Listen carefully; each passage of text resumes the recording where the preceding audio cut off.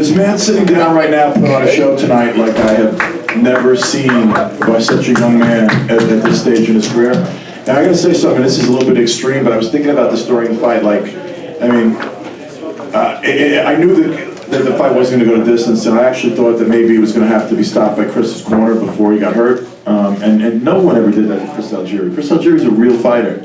But I have not seen body punching like that since Sugar Ray Leonard was a 147-pound fighter. Like, that was some of the best body shots I've ever seen in boxing, and at that weight class. And what blows me away about this young man is like the poise, the speed, the ring generalship, and the power that comes with it for such a young guy. And every step he's taken up, he's walked through people. And you know, Manny Pacquiao in Macau knocked Chris down 5 times and couldn't get him out. You know, there's a guy fighting Canelo Alvarez who barely beat Algieri. And Algieri beat, you know, Provodnikov. What this guy just did was scary.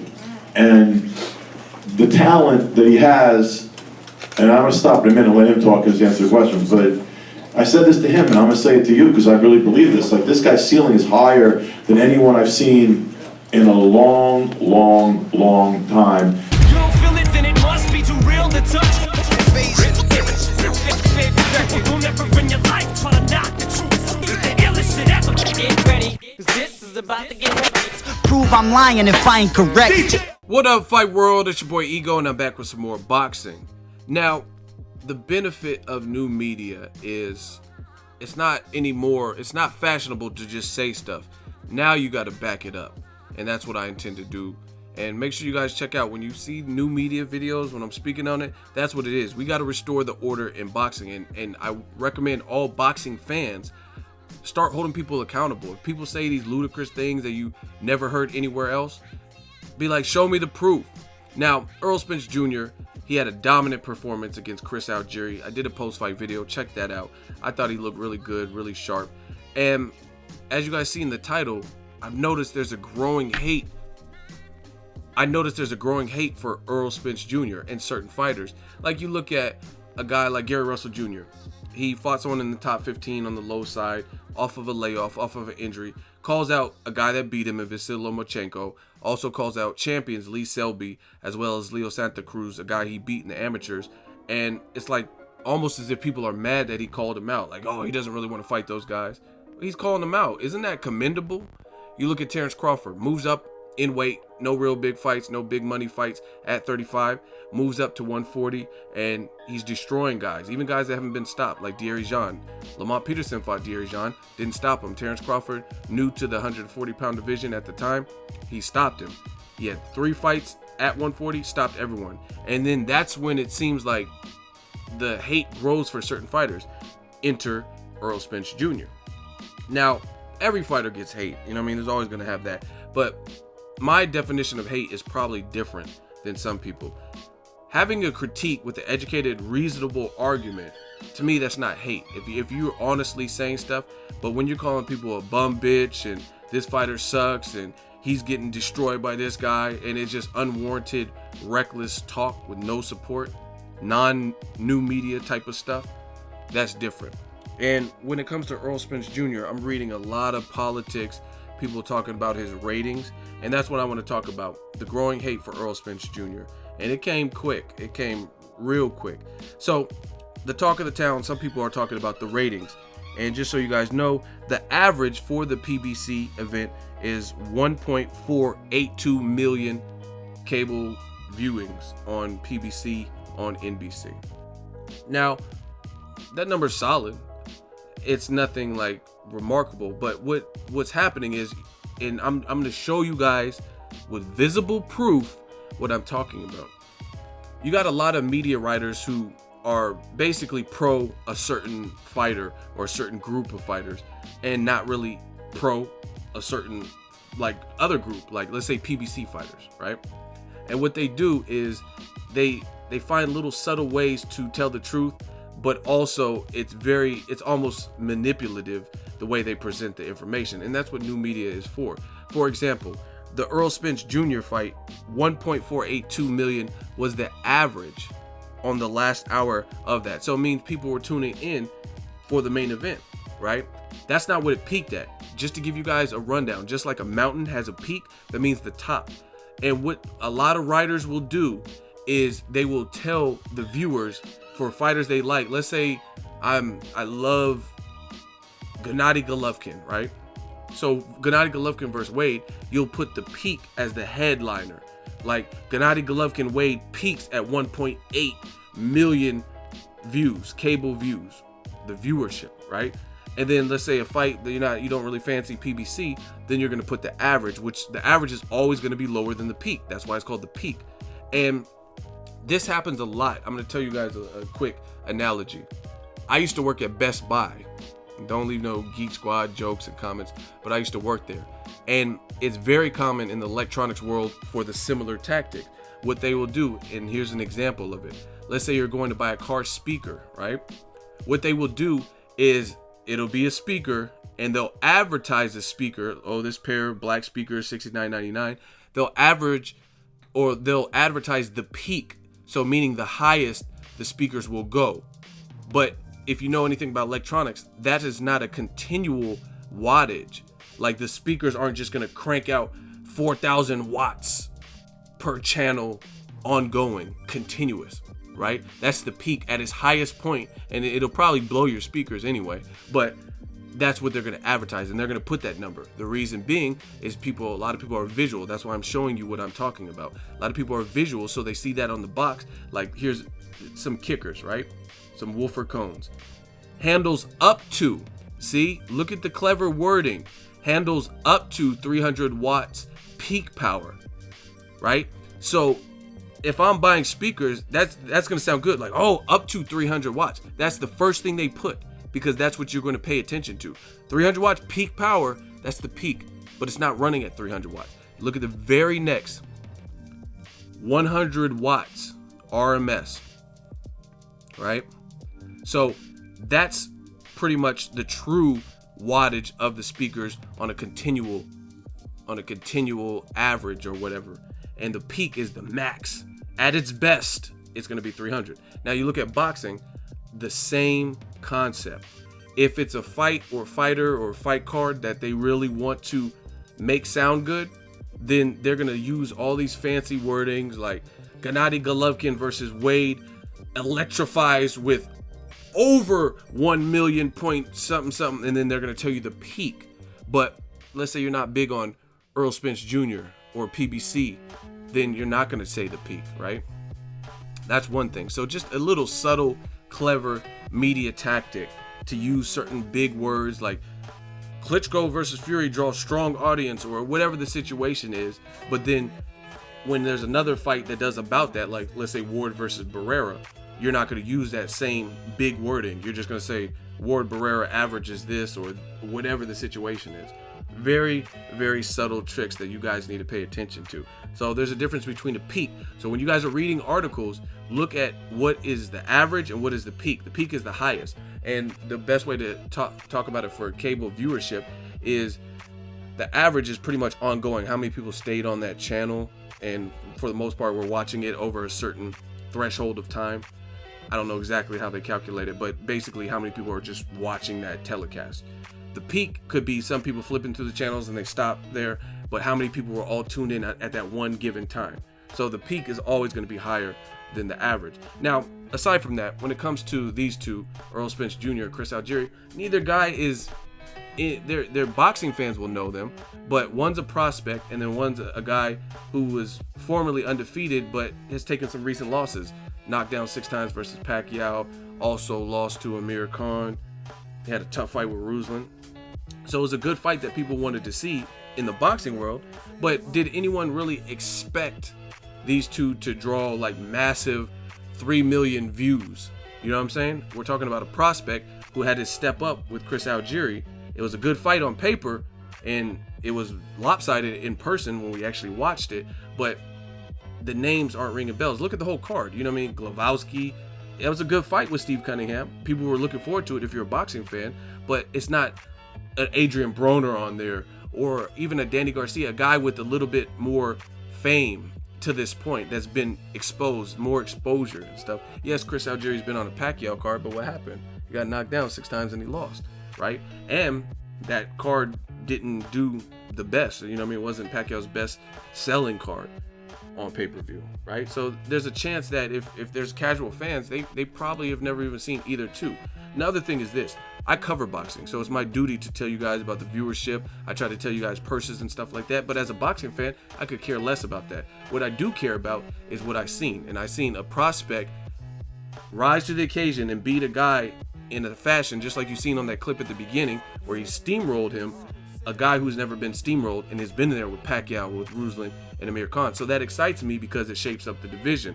Now you have another undefeated fighter in a division that was stacked with or without Errol Spence Jr., and he looked good in his fight. He looked sharp. He bullied Chris Algieri. He had really, I mean, he did what he wanted, you know what I mean? So, and he's the mandatory for Kell Brook. That's a win-win. But now all of a sudden people want to focus on it doing over 1 million buys, which to me, I don't think that's terrible given the fact of neither guy is, their names are ringing bells. Like, and this is the type of star-making performance where people might actually check for Errol Spence Jr. in his next fight. Like, because I'm sure it'll be on World Star, or people will post it. I posted on Instagram, and I've seen other people were posting the knockout and things like that. He's creating a buzz. So this is a good launching pad for him to get better views in the future. But to this point, the common masses probably didn't know who Errol Spence Jr. was, and maybe not even who Chris Algieri was. That's the big difference. Now, the other thing is, what are we actually comparing? When we're talking about TV ratings, we're comparing Errol Spence Jr. versus Chris Algieri, which is a good boxing fight for boxing fans.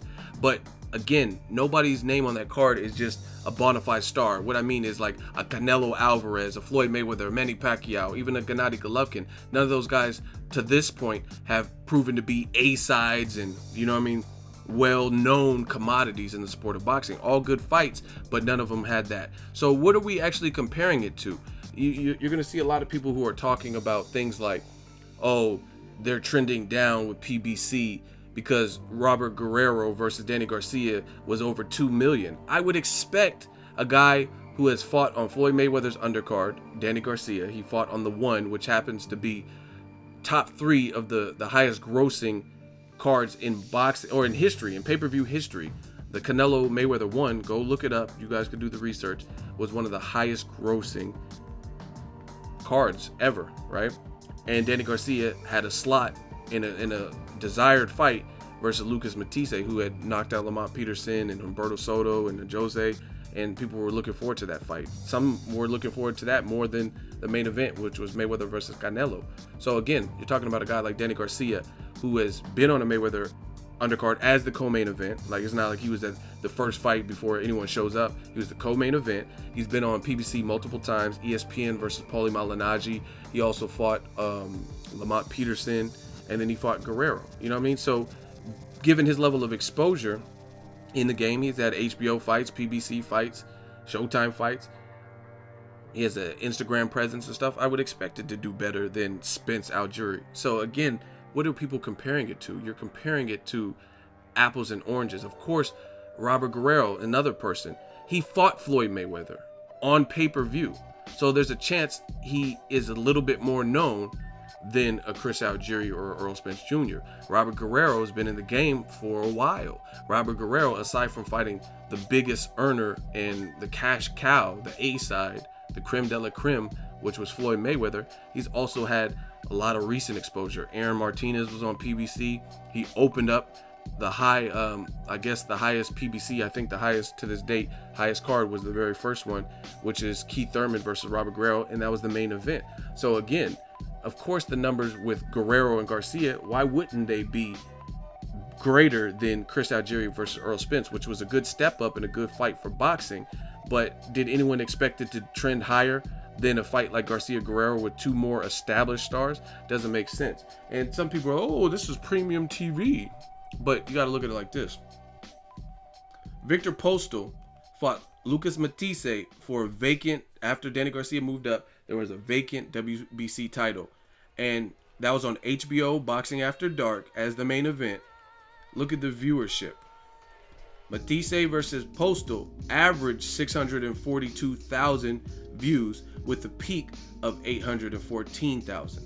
So people are complaining about Errol Spence Jr., which averaged 1.4 and it peaked even higher.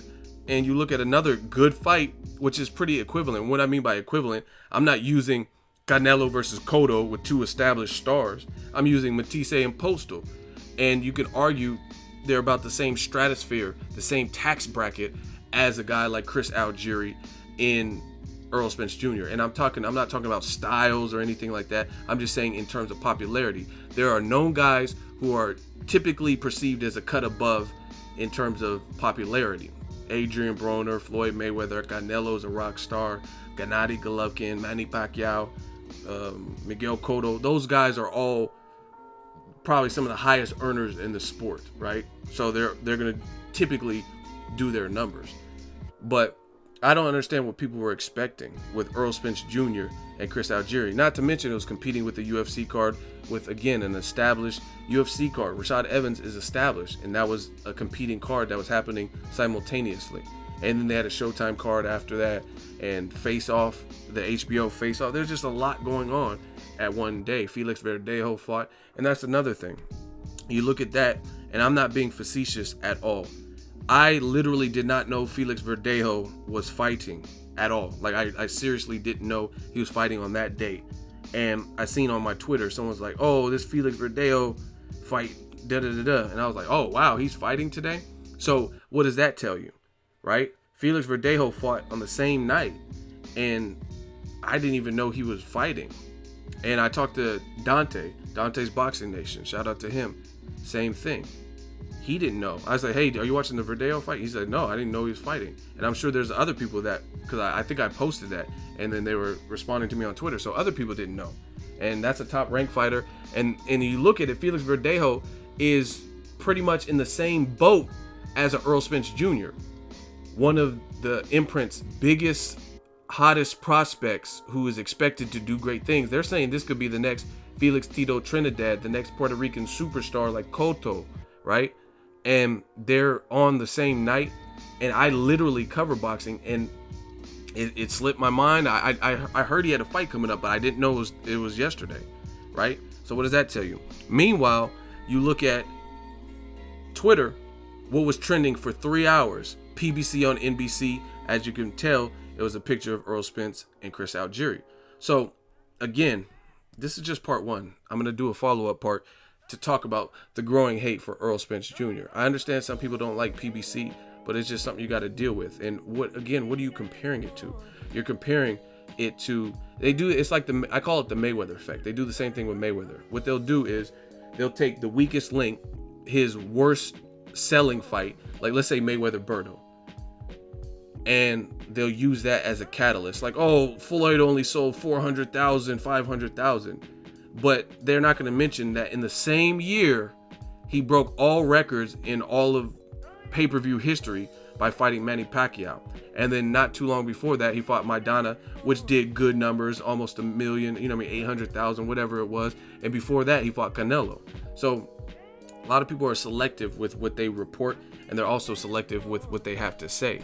So to me, Errol Spence, Chris Algieri did over 1 million. That's probably more than expected, competing with what it had to compete with, UFC and other fights, and not either guy being a huge bankable star. Like, it's just like Hollywood. For a minute, there are certain guys that were just bankable. Any movie they were in, Will Smith, Tom Cruise, guys like that, it would have good, high-grossing opening weekends because they were bankable stars, period. So Will Smith, Men in Black 2, Men in Black 3, Wild Wild West, whatever the movie was, you know what I'm saying? They're bankable stars. Tom Cruise, Mission Impossible, War of the Worlds or whatever.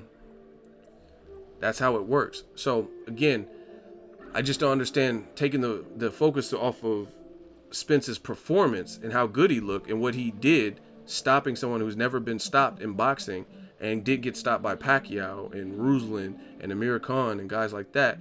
And they're trying to revert and talk about his ratings, which, again, who expected it to be substantially more? What about the great fight we got? What about him stepping up like people said they wanted him to do, him stepping up in class to a known guy and dogging him and just annihilating them, blowing them out, making it look like easy work, shaping the division. What about that? People want to talk about the numbers, but again, new media is just going to be, I'm on top of it. Like, why don't rice, a paper plate, a glass of milk, and a snowstorm? So it is what it is. Let me know what you guys think. Part 2 will be coming of this. The growing hate for Errol Spence Jr.